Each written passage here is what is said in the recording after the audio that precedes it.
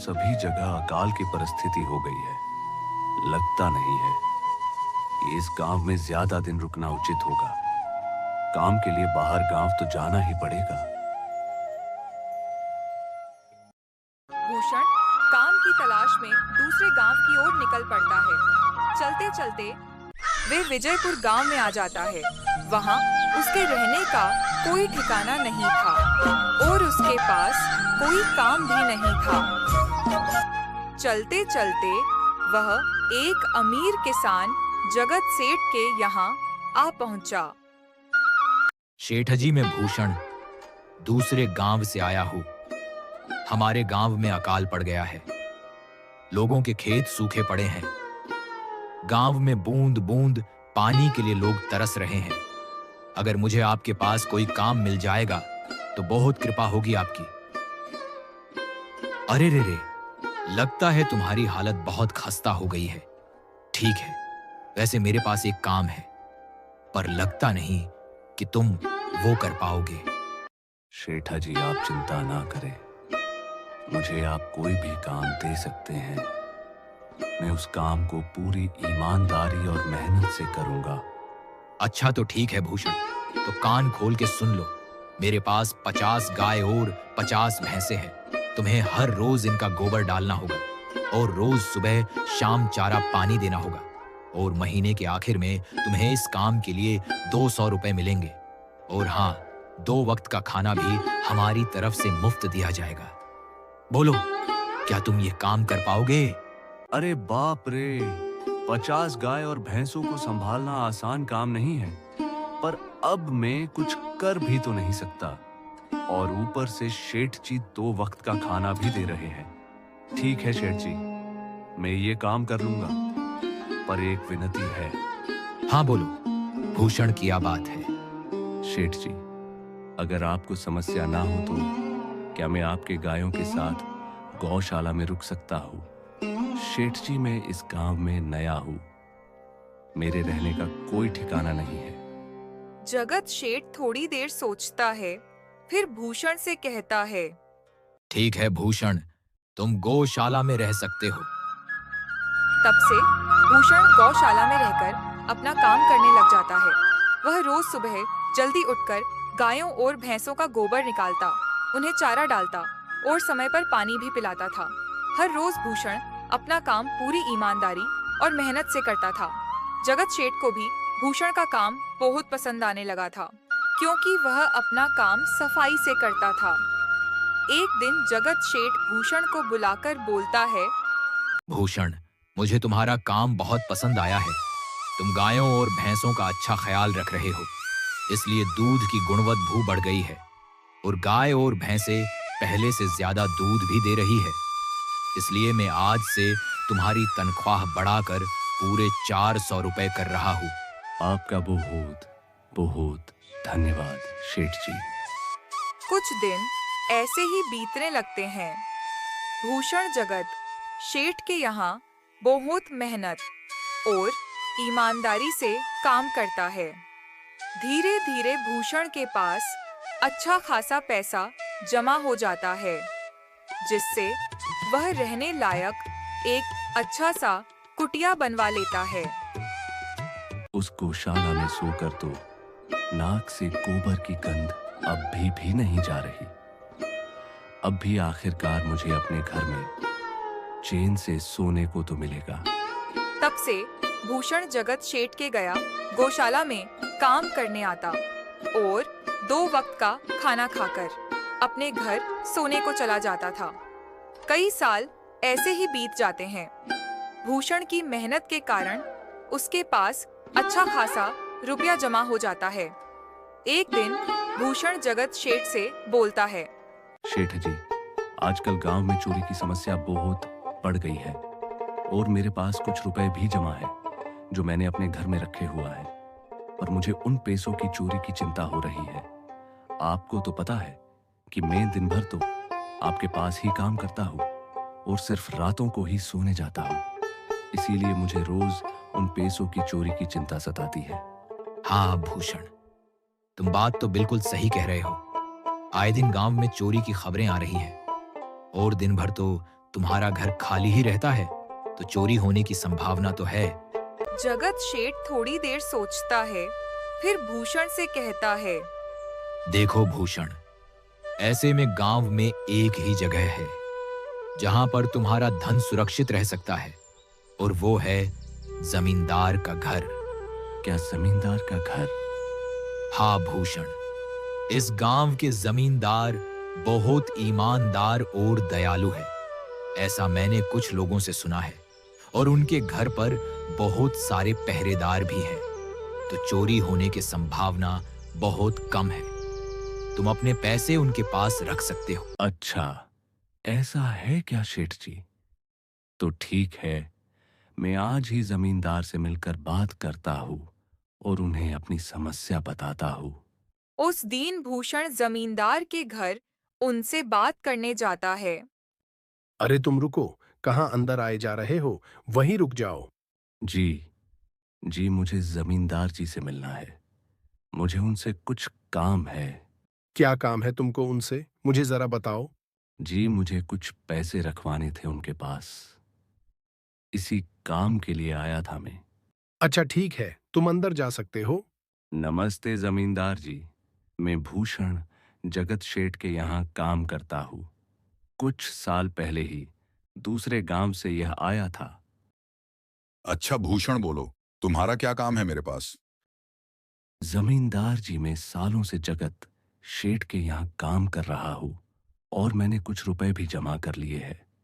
पर बात यह है कि गांव में चोरी की समस्या बहुत बढ़ गई है, तो मुझे अपने पैसे घर में रखने से डर लगता है। अच्छा, कितने रुपए जमा किए हैं तुमने? जमींदार जी, यही कोई 5 से 6 हजार रुपए होंगे मेरे पास। वाह, ये तो बड़ी रकम है। मैंने आपकी ईमानदारी के बारे में लोगों से बहुत सुना है, इसलिए मैं अपनी रकम कुछ वक्त के लिए आपके पास रखने आया हूं। हाँ भूषण, तुमने बिल्कुल सही सुना है। तुम्हारी रकम मेरे पास पूरी तरह से सुरक्षित रहेगी। तुम अब चिंता ही छोड़ दो, मैं सब देख लूंगा। भूषण अपनी पैसों की थैली जमींदार को दे देता है। यह पूरे 5,800 रुपए है। आप गिन के देख लीजिए। गिनने की क्या जरूरत है? तुम तो जगत शेठ के आदमी हो, मुझे तुम पर पूरा विश्वास है। जमींदार जी, आपका बहुत बहुत धन्यवाद। अब मुझे चोरों का कोई डर नहीं है, क्योंकि मेरे पैसे सुरक्षित हाथों में है। भूषण कोई बात नहीं, धन्यवाद तो मुझको बोलना चाहिए, जो तुम मेरे पास आए अपने रुपए रखने के लिए। भूषण अपने पैसे जमींदार को देकर अपने घर चले जाता है। ही है। हाँ भूषण, तुम्हारे पैसे मेरे हाथों में ही अच्छे लगते हैं। ही है। ऐसे ही भूषण ईमानदारी और मेहनत से जगत शेठ के यहाँ काम कर रहा है। देखते ही देखते 2 साल ऐसे ही गुजर जाते हैं। एक दिन भूषण सोचता है। अब बहुत साल हो गए यहाँ जगत शेठ के यहाँ काम करते हुए। वैसे सेठ जी तो बहुत अच्छे इंसान हैं, पर सोच रहा हूं कि खुद की जमी लेकर उस पर मेहनत करूं, तभी मैं बड़ा आदमी बन सकता हूं। अब जो कुछ मेरे पास पैसे हैं और जो कुछ जमींदार के पास कुछ पैसे संभालने के लिए दिए हैं, वो जमा कर थोड़ी जमीन खरीद लूंगा। आज ही जमींदार से मिलने जाता हूं और अपने रुपए मांगता हूं। यह सोचकर भूषण जमींदार के घर चला जाता है। जमींदार जी, मैं अपने रुपए वापस लेने आया हूं। आपके पास मैंने 5,800 रुपए दिए थे संभालने के लिए। अरे भाई साहब, मैंने पहचाना नहीं आपको। वैसे कौन हो आप? अरे जमींदार जी, मैं भूषण हूँ। पिछले साल मैंने आपको पैसे संभालने के लिए दिए थे, याद आया कुछ? अरे भाई साहब, मेरे पास कितने लोग आते जाते रहते हैं पैसे रखने के लिए, और सभी के साथ मेरा अच्छा व्यवहार होता है। वैसे आपके पास कोई कागजात है क्या? क्योंकि मैं हर व्यक्ति से कागज पर ही व्यवहार करता हूँ। किसने कितने पैसे दिए, किसने कितने पैसे रखे हैं, सबका व्यवहार रहता है मेरे पास। जमींदार जी, ये आप क्या बात कर रहे हैं? आपकी ईमानदारी देखकर ही आपको पैसे दिए थे संभालने के लिए, और अब आप ऐसी बातें कर रहे हैं। कृपया करके मेरे पैसे मुझे वापस कीजिए। हाँ भूषण, मैं ईमानदारी से ही काम करता हूँ, इसीलिए तो मैं तुमसे कागजात मांग रहा हूँ। क्या तुम्हें पता नहीं कि जब तुम किसी से पैसों का व्यवहार करते हो तो तुम्हें स्टाम्प पेपर पर लिख के देना होता है? तुम किसी से भी पूछ सकते हो। नहीं जमींदार जी, मैं आपके पैर पड़ता हूँ। कृपा करके मेरे रुपए मुझे दे दीजिए। बड़ी मेहनत से वो रुपए जमा किए थे। मुझ पे ऐसा अन्याय ना कीजिए। अरे क्या ये झूठ का रोना धोना लगा रखा है? लगता है तुम ढोंगी हो और मेरी ईमानदारी और भोलेपन का फायदा उठाकर मुझसे यह रुपए लेने आए हो। रुक, तुझे अभी सबक सिखाता हूँ। जमींदार अपने आदमियों को बुलाकर भूषण की पिटाई करने को कहता है। इसे तब तक मारो जब तक यह बेहोश ना हो जाए। इस 2 कोड़ी के आदमी ने मेरी ईमानदारी पर सवाल उठाया है। इसे छोड़ना मत। जमींदार के आदमी भूषण को डंडे से खूब मारते हैं। फिर भूषण दुखी होकर अपने घर चले जाता है। भूषण के शरीर पर घाव के निशान स्पष्ट दिखाई दे रहे थे। 2 दिन से भूषण घाव के दर्द के कारण जगत शेठ के घर काम के लिए नहीं जा पाता है। इसलिए अगले दिन जगत शेठ भूषण के पास आ जाते हैं। वह देखते हैं कि भूषण खाट पर सो रहा है और वह बड़ा ही चिंता में नजर आ रहा है। भूषण, तुम 2 दिन से काम पर क्यों नहीं आ रहे? क्या हुआ भूषण? तबीयत ठीक है ना तुम्हारी? कुछ समस्या है क्या? अरे शेठ जी, आप खुद यहाँ आए हो। अरे आप खबर भिजवाते तो मैं खुद चला आता। अरे भूषण, कोई बात नहीं। तुम्हें देखकर लगता है कि तुम बीमार हो। क्या हुआ है तुम्हें? शेठ जी क्या बताऊं, जिस जमींदार के पास पिछले साल पैसे संभाले को दिए थे, वो आज मुझे पैसे वापस नहीं करना चाहता। वो बहुत ही लालची इंसान है। वो लोगों को ठग रहा है। और जब बाद में मैंने गिड़गियाना शुरू किया तो उसने डंडे से मार मार कर मुझे ऐसा कर दिया और मुझे वहां से धक्के मार के निकलवा दिया। अरे बाप रे, यह तो बड़ा ही गंभीर विषय है। मैंने तो जमीर के बारे में अच्छा ही सुना था, पर मुझे भी नहीं पता था कि वो इंसान इतना गिरा हुआ है। तभी मैं सोचूं, हर साल उसकी संपत्ति इतनी ज्यादा कैसे बढ़ रही है। मुझे माफ कर दो भूषण, मैंने ही तुम्हें जमींदार के पास जाने के लिए बोला था। गलती तो मेरी भी है। भूषण, मेरे पास एक तरकीब है जिससे मैं तुम्हें तुम्हारे पैसे वापस दिला सकता हूँ। फिर जगह शेठ भूषण के कान में सारी बात बताता है। ठीक है शेठ जी, हे ऊपर वाले यह तरकीब कामयाब करा दीजिए। अगले दिन जगत शेठ खुद बहुत सारे पैसे एक सूटकेस में भरकर जमींदार के घर जाता है। अरे जगत शेठ, आज आप खुद यहाँ। बोलो भाई, इस गरीब के घर में कैसे आना हुआ? हमारा तो यह सौभाग्य है कि आप जैसे धनी आदमी के चरण हमारे घर में लगे हैं। नमस्ते जमींदार जी। अरे जमींदार जी, आप तो अब मुझे लज्जित कर रहे हैं। वैसे मैं कुछ महीनों के लिए दूसरे राज्यों में व्यापार करने जा रहा हूँ। मैं ये लगभग 50,000 रुपए लाया हूँ।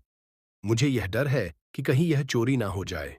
क्या आप मेरे सारे पैसे अपने पास संभाल के रख सकते हैं? आपके सिवाय इस गांव में किसी और पर भरोसा नहीं कर सकता। अरे जगत शेठ, यह भी कोई पूछने की बात है?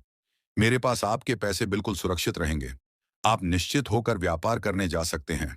मन में बोलना, इस बार तो बड़ी मछली हाथ लगी है। बार बार ऐसा मौका नहीं मिलता। भारी माल हाथ में लगने वाला है।